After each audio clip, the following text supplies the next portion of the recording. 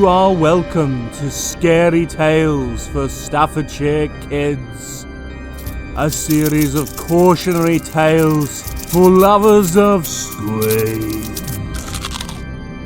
Do you remember the Old English pub, Sir Hugh?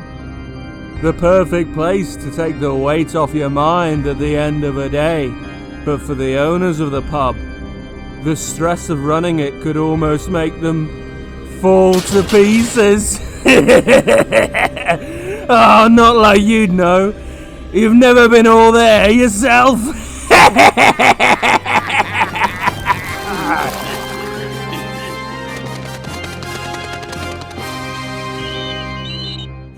I call this story The Hand of Glory.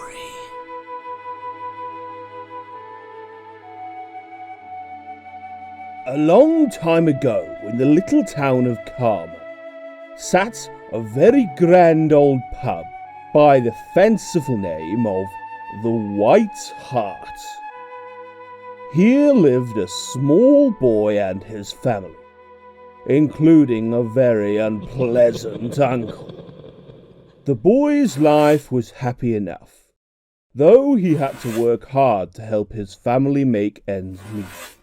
One day the boy's father took ill, with an outlook most grim. The uncle knew the pub would pass his inheritance to the boy once his brother bought the farm, and did not like that one bit. But what could be done? The boy had to be gotten rid of, but where? Buried under the green? Weighted down in the bottom of the cut? No, someone could find the boy there.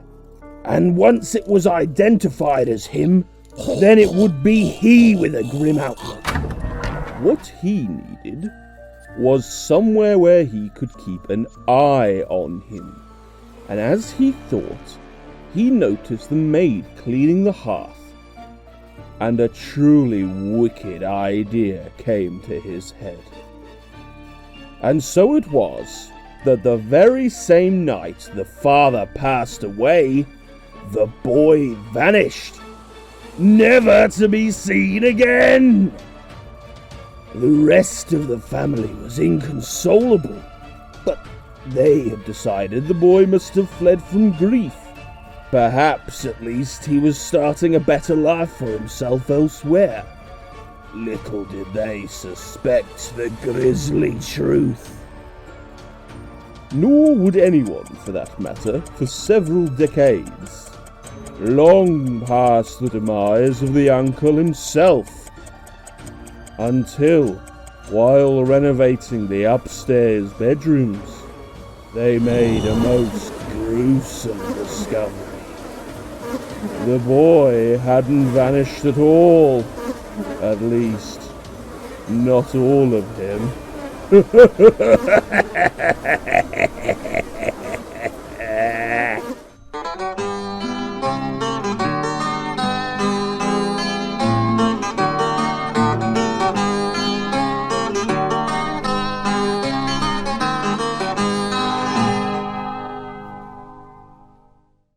Okay, so that version of the story is rather dramatized.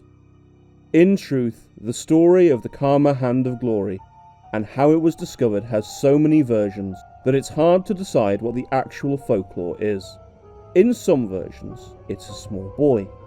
In others, a girl. Sometimes they were the subject of a murder most foul, and other times they met with a very unfortunate and fatal accident. Sometimes the hand was found alongside a Civil War era Cromwellian sword, though usually not. All stories converge on the same point: a mummified child's hand being found during an 1870s renovation of a fireplace at the White Hart. So, what is the original legend? How much of it has basis? Importantly, is the truth even stranger and grislier than the story? But first off, what is a Hand of Glory? A hand of glory is an occult item that traces back to very old European beliefs. A severed hand turned into a candle. It was thought to have the power to aid in burglary, for if the thief lit the hand, the occupants of the house would be unable to wake. There is one true hand known to exist at the Whitby Museum in North Yorkshire. Their collection also includes documents outlining the process for the creation of the hand.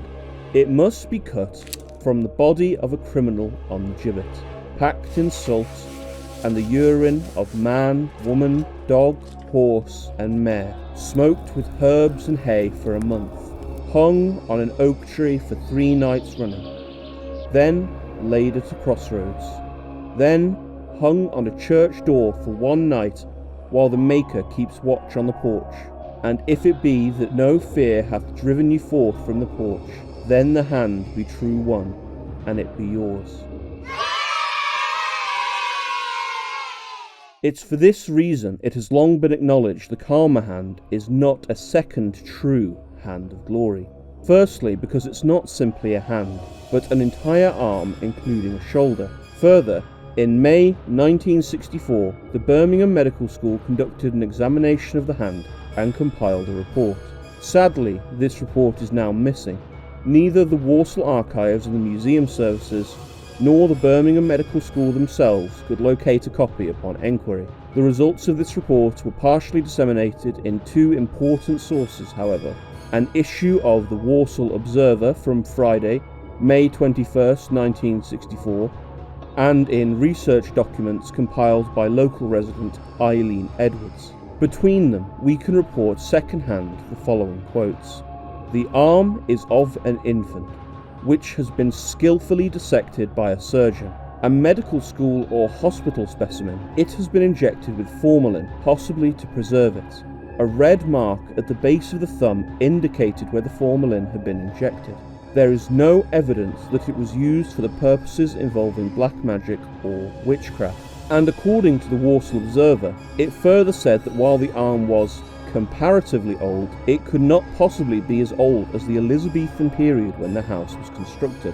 Interestingly, the quotes of the report do not specify the sex of the infant, which likely explains the ambiguity in the legend even to this day. The report referred to the building's origins, and I do consider that history to be important to the context of the story. It's unclear exactly how long a building of any kind has stood there, though it does seem a timber-framed house once stood on the land in the early 16th century, prior to 1529, and was owned by the Flaxall family. Joan Flaxall was one of 4 daughters to jointly inherit the house. She was married to John Hawes, who purchased the shares of her other sisters to own it in its entirety. It would be a descendant, George Haw, who demolished the older structure and replaced it with the current building in the late 17th century. Some of the timbers of the original house were reused in the construction and survived holding up the roof until the modern era. The building would be sold in 1814 by Thomas Haw Parker, and by 1818 became a public house for the first time. This is when it became known as the White Hart.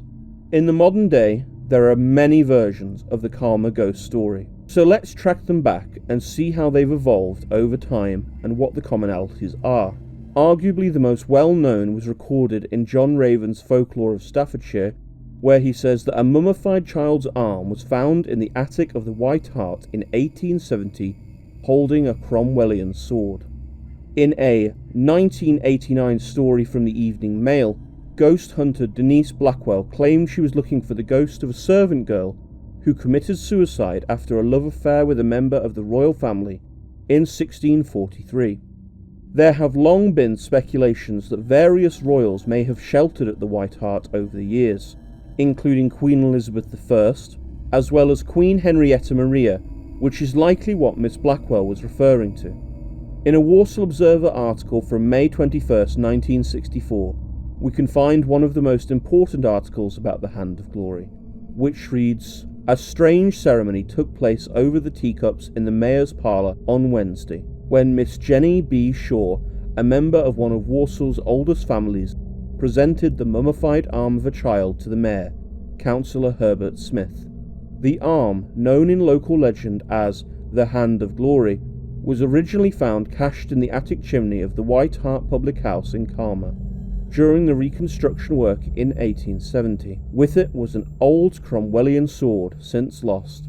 It has been credited in the past with extraordinary powers and was believed to be a relic of witchcraft. When the owner of the White Hart turned the house over to the brewery, he gave the arm to Miss Shaw's father, Mr. E. J. Shaw, who had it placed in a glass case and exhibited it during an education week held in the town in about 1926. A report from the Birmingham Medical School this week, however, takes a very mundane view of the Hand of Glory. Notably, here we can see several repeating elements. The date it was found in 1870. The place, an attic chimney. The now lost Cromwellian sword. And, for the first time, the findings of the Birmingham Medical School. We also find reference to a previous exhibition of the Hand of Glory in 1924 for the Walsall Education Week. In 1962, a group of South Staffordshire ghost hunters visited the White Hart in search of the ghost. They found nothing, but they retell the story of a young girl who had her arm ripped off and left in an attic water tank. And not by an instrument at that. Though the findings of the later medical report do directly contradict them here, it's interesting they too think the arm is of a young girl. In 1957, former licensee Jim Paxton, also an ex-policeman, would do an interview with the Walsall Observer. He retells how others have heard dragging and bumping noises in the loft and would not dare to venture inside, before going on to tell the following stories. One Sunday, about 2 years ago, I was sitting in the living quarters of the inn. That's the floor below the loft, making up the books. Then I heard the noises. It was like someone slowly pacing the floor of the loft. Bump, bump. I looked towards the door, which was slightly open. There was one of the inn's dogs, a big Alsatian, standing stiff, its fur bristling, looking at the stairs. That was enough for me. I ran down the stairs as fast as my legs would carry me, and nothing would persuade me to go back up there again. No, I wouldn't spend a night in that loft for £1,000. In the same article, Joan Moran, wife of another former licensee, told this story. My husband came across it in the thick dust on the table. It was a small print, something like a woman's, and it looked as though someone had gripped the edge of the table. James asked me if I had been up in the loft, but I hadn't, and no one else had been up there either. We can't explain it to this day. In the Birmingham Gazette, 1949, a Mrs. Eleanor Jones spoke to the paper about her experiences with the White Hart. I awoke early with an uneasy feeling. As I opened my eyes, I saw a white form shimmering in my bed. It clomps up the wooden stairs and passes by my bedroom door. I awoke one night to a glow on the stairs, though all lights were switched off shortly before bed. Shortly afterwards, I heard my cousin was dead. She says the arm was found under a bedroom floor, before going on to say it was left by a party of medical students. This is one of the popular theories even today, that the arm was left by a rogue doctor who had taken it home for some reason and didn't want to get caught with it. However, I can find no proof of this being the true origin. There is one oddity in this timeline which is not easily explained. This particularly creepy photo of a Dr. Clark who worked for the Ministry of Health. It's held in the Walsall archives and is dated 1925. The caption reads, Dr. Clark, M.O.H., Walsall, taking the pulse of the Carmer ghost at the White Hart, Carmer Green. The circumstances of the visit and the photograph are not recorded in any further detail, however. In the Walsall Observer in 1924 is an article about the Walsall Education Week which was previously referenced in the article written 40 years later. It reads, Another object of unusual interest was the withered arm, an undoubted relic of ancient superstition which was found at the White Hart, Carmer, many years ago, and is now the property of E. J. Shaw. This mention is the first recorded contemporary evidence I can find about the hand being seen. Though it does connect it to the White Hart, it does not specify a date or mention the Cromwellian sword. There is only one article I can find which discusses any ghostly goings-on at the pub prior to this. It is from the Walsall Observer in 1915. It reads, "In childhood, they often frightened me to sleep with a ghost story about the White Hart. Once every year, in the upper parts of the building, might be seen a phosphorescent, ghostly head. In various other places would appear a ghostly leg, an arm, or the trunk of a body. It appears the heir to the property was murdered, the corpse dismembered, and hidden piecemeal amongst the rafters. Thus, every year these different parts went wandering about to discover themselves, so as to join together to make a whole united ghost. To stop these annual pranks, a search was made amongst the rafters, where they found a withered skull and arm. They were buried in consecrated ground, and the different ghostly parts were never seen flitting about in their vain search afterwards. After the skull was buried, there was no brain in the other parts to guide them in their quest." Scary stuff, isn't it? This is the oldest version of the story I can find and seems to originate from the turn of the 20th century, at least due to the author's reference to childhood. Again, no reference to the sword, which I think we can likely discount as fanciful embellishment, owing to the White Hart's connection to the royal visit at the start of the Civil War. This story suggests the hand was not found during building works, but due to a search. It's interesting it mentions a head being found as well. He suggests both the head and hand were buried, which makes the most sense, but then, how do we explain our hand of glory? Is it the other arm, found separately? Or was the discovered arm never buried at all? Further, let's examine the claim the arm was found during renovation work in the 1870s. No evidence of such modifications can be found in any printed source. The written histories of the building only record a modification in 1884, which was the addition of the bay window. This is borne out by photographs from the time period. Perhaps then, this is when the hand was discovered, though it is very suspicious that despite having plenty of articles from the time period, some of which even mention the repairs, not one talks about the gruesome discovery of the hand, something that would have been completely outrageous. So why would so many people confuse the date of the renovations by almost a decade? And why do some people think the hand belongs to a young girl that committed suicide? Well, to get to the bottom of that, we need to take a look at the now long forgotten controversy in the White Hart, the story of Joseph and Elizabeth Sadler. Joseph Sadler owned and ran the White Hart in Calmer with his wife Elizabeth, though their marriage was not a happy one. One night, they were serving the public as usual when Joseph's sister Mary arrived. It was a September and past 7 p.m. at this time, so it was likely dark, and the pub would have been very busy. Mary saw Elizabeth and noticed she didn't look her usual self. When she asked her what the matter was, Elizabeth replied, a little absently, "Oh, trouble, trouble." And as Mary offered, "Oh, never mind, we all have our troubles," Elizabeth was called away to serve at the bar. Mary had never known Elizabeth to be prone to insanity, as she called it, and so was not too worried for her. Prying would be rude. A quarter of an hour later, she could no longer see Elizabeth, and so asked a member of the crowd, "Where is Bessie?"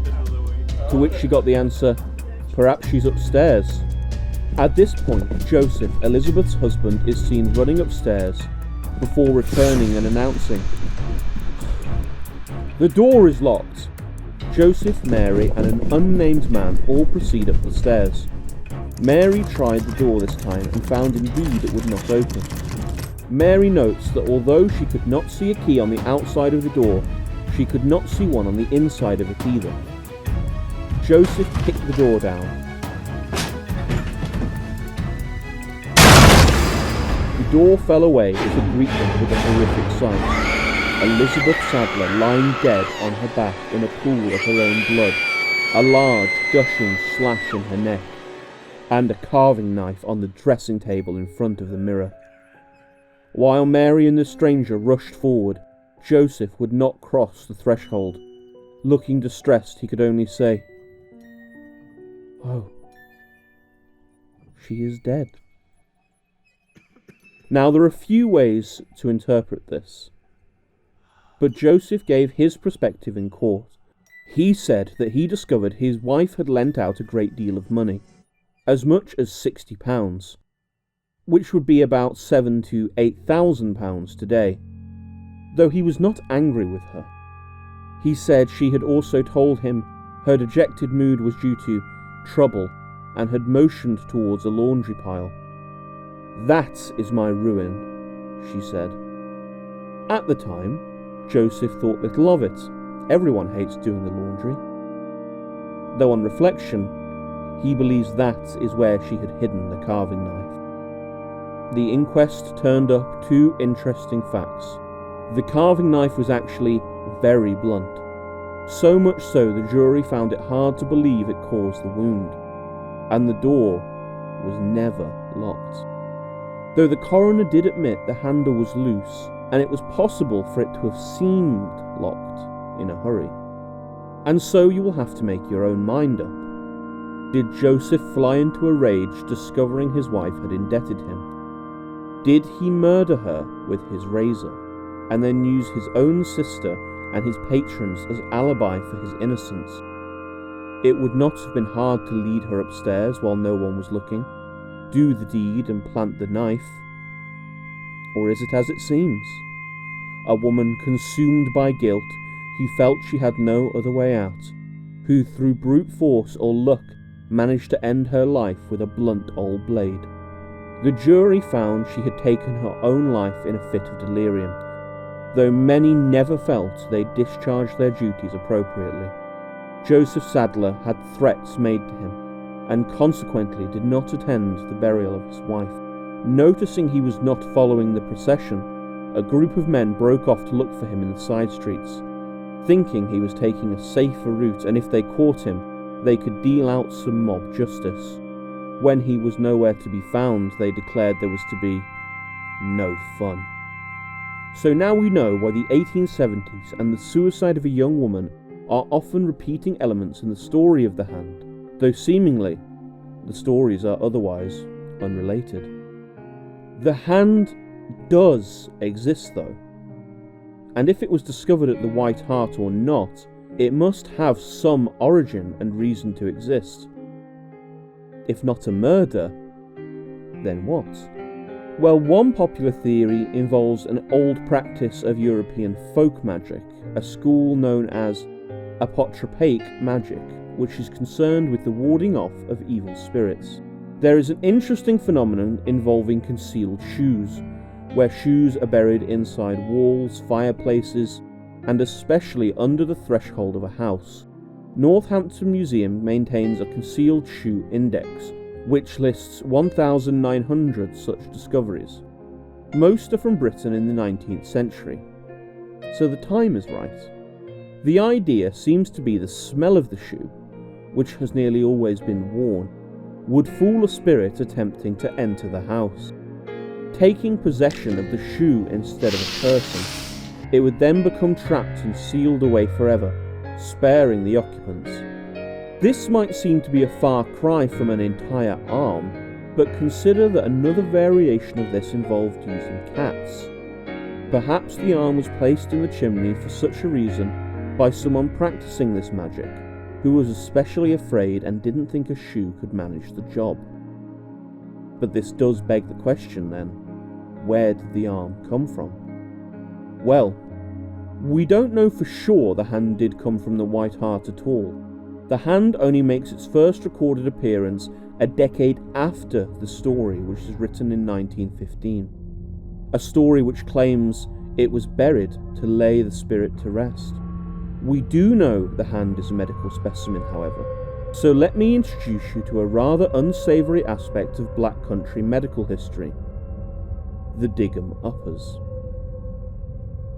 As surgeons advanced their understanding of medicine, there was one thing they needed: corpses. Corpses for dissection.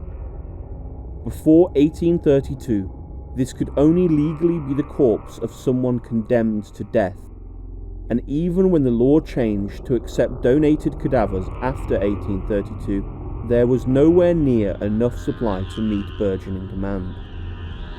Enter body snatchers like William Burke. In the Black Country, they were known as the Digham Uppers, and they were a plague on the people. These pictures were taken recently by Sandwell Museum Service from an old, now forgotten cemetery in West Bromwich. They show what are known as mort saves, methods by which a body might be secured should the Digham Uppers come calling. Metal safes were one method of protection from grave robbing, as was burying the body under the coffin. Black Country author Tom Langley recounts this story about them. These Digham Uppers, these Digham Uppers were the resurrection men. And old Ben Crouch, Dickens made him immortal. He called him Jerry Cruncher in A Tale of Two Cities. And old Ben used to operate in the Black Country. It was one Christmas night, him and Dr. Liston, he's the father of English surgery, by the way, Liston. They went and robbed a grave just by the Fighting Cocks in Wolverhampton. Of course, in them days, the Fighting Cocks was only a beer house. It was bitter cold. Oh, it was cold. Of course, coming back, they stopped at the Fighting Cocks and pulled up and went in for a drink. And of course, the landlord and the customers here, they knowed him. But old Ben Crouch, he was a gorilla of a bloke, he was. He was a vicious and violent bloke. Of course, there was nobody dare say everything. Although, of course, they knowed what was slumped on the cart outside. And old Benny told them, they says, we'll leave him there, he won't feed the cold. But just about midnight, who should come into the bar but young Bill Perry. And he was just training for his fight. He was only 17 years of age, and in 3 days' time he was going to fight Ben Spilsbury. And of course, they got him up the corner and they told young Bill what was going on, and they thought they'd teach these Digham Uppers a lesson. So while they was having the drink out, Bill went outside and they took the corpse off, and he put a greatcoat on him and he slumped himself over the cart. Of course, out come Liston and old Jerry Crouch, and away they went. And it wore long before old Crouch, he says, hey, he says, this corpse, its hand feels warm. He had another feel hard, and it did feel warm. So Dr. Liston, he felt, and he says, all right, it feels warm as well, he said. And then, of course, the old slasher spoke. And he says, you don't feel warm if you've been with Harbin this last week, I'm telling you. Well, they don't find Liston for 3 days, but of course old Ben was made of a bit sterner stuff. He jumps down and he has a go at the slasher. But when old Ben regained consciousness, it was Christmas morning and he was slumped in the cart covered in frost. They'd put the horse up as well, they'd get us a shelter, but they wouldn't give Ben a shelter. And I might tell you how the old slasher, when he was an old chap, he used to laugh and he used to love to tell this tale. And he used to say, old Ben used to say to me when he met me after, he says, I'll lay you up before they put you down, and I'll sell you for your own cold. He said, but he's been down a good many years and here I still been. Further, in Volume 3 of John and Michael Raven's Folklore and Songs of the Black Country and the West Midlands, he would add, the Digham Uppers were operating almost within living memory. About 40 years ago, I was talking to a very old man who remembered, as a child, looking from a window in Icknield Street, Birmingham, and watching lights in Warstone Lane churchyard. His father told him the Digham Uppers been after Joby Didlam. Joby was a playmate recently deceased. As Mr. Whitehead of the Museum Service notes in his article, we know that anatomists paid a premium for young people's bodies and those of people who died from interesting illnesses. But if the hand was removed at a graveyard, why would it be connected to the White Hart? Well, many people have speculated on the existence of a secret passage in the cellar which led to St. Matthew's churchyard half a mile away. The same 1949 article from earlier has Mr. Jones making that exact claim, and provides a photograph of him pointing at what he claims to be the bricked-up entrance, supposedly altered in the late 1930s. Could it be that St. Matthew's was once a hunting ground for the Digger-Uppers, and that the White Hart provided easy and discreet access for them? If the Karma hand was removed for this reason, and was perhaps stashed in the White Hart hurriedly, this could be an answer to its origin. So what became of the Hand of Glory and the White Hart pub? Well, the pub ceased to be a public house in 1986 after it was vandalised in a fire. The pub then sat empty, gutted and covered in graffiti until Walsall Council acquired it by compulsory purchase in June 1987. By 1993, two proposals had been put forward. The first was to dismantle the White Hart entirely and transport it to elsewhere where it could be rebuilt as a heritage attraction, perhaps the Black Country Living Museum. A report estimated in total this would cost £451,750. The alternative proposal was to repair the building, make it fit for use as the council would decide. This report estimates the cost at £26,000. The council chose the second option. Today the White Hart has been converted into flats. For a small time an art gallery was active in the attic, though no longer. The flats are still in active occupation as of the making of this video. And the hand? Well, after Mrs. Shaw donated it to the town, it first went on display at the Walsall Central Library, carefully preserved in a glass case.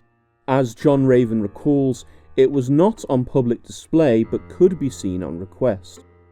At some point, such artefacts were removed from the library and the hand was given over to the care of the Walsall Leather Museum. They did used to have it on display at certain times, in an illuminated case with a curtain that would raise at the push of a button. Around 2015 this all changed, however. As such, they no longer permit the public to view it. The Hand of Glory may be a fantastic tale of ghosts, mystery and magic, but the object itself is real. It's a medically severed and preserved specimen of a real child, somebody's baby, who through some ghastly turn of events became the catalyst for the century-old horror story. This context is important. However, I disagree with the decision of the museum management in this matter. This artefact was donated to the town because it was part of the shared history and culture of the people of Walsall, and, as I have hopefully demonstrated, by its very existence speaks to so many memories, stories and even fears of the people who lived here. When it was given over to their care, it was to protect this heritage and ensure it would remain free to all who wanted to learn about it. Documentation is important. Many aspects of the story I have told are debatable because they are so poorly recorded. Even the original report from the Birmingham Medical School is now lost, and only second-hand quotes remain.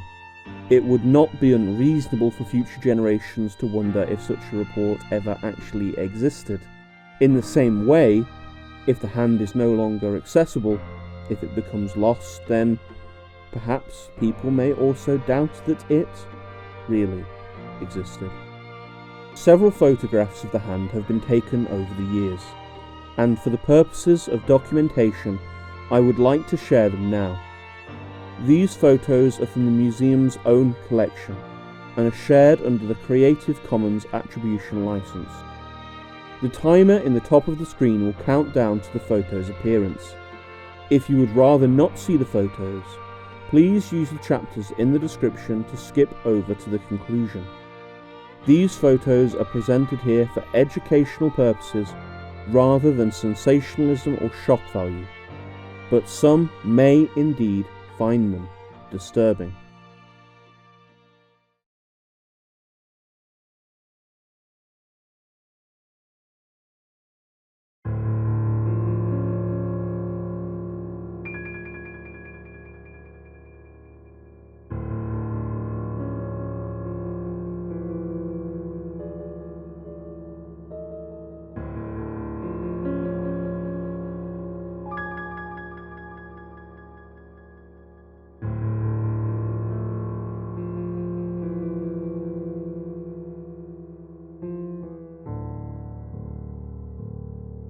We may never know the true or original story of the Karma Hand of Glory.